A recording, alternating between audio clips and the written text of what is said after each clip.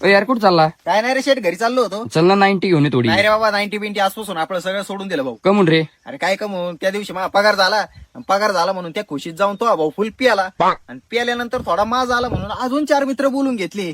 अरे त्यांचं बिल भरता महिन्याचा पगार गेला बाबा सगळा तिथं. मग काय झालं? अरे मग काय सांगू तुला, तिथून उठलो आणि घरी गेलो तर माझ्या बायकोन रात्री मला करून नाही दिलं म्हणून घरी किरकिर झाली परत. काय करून नाही दिलं? अरे 1 किलो चिकन घेऊन गेलो होतो, ते करून नाही दिलं म्हणून किरकिर झाली घरी भाऊ. मग रे?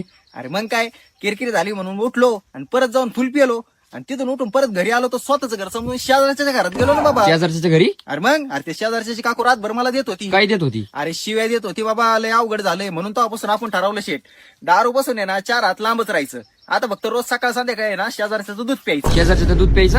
अरे म्हणजे शेजारच्या घरी गावरान गाई आहे, तिचं दूध प्यायचं फक्त बाबा. म्हणून म्हणतोय लय अवघड आहे, दारू बिरू चांगली नसती भाऊ.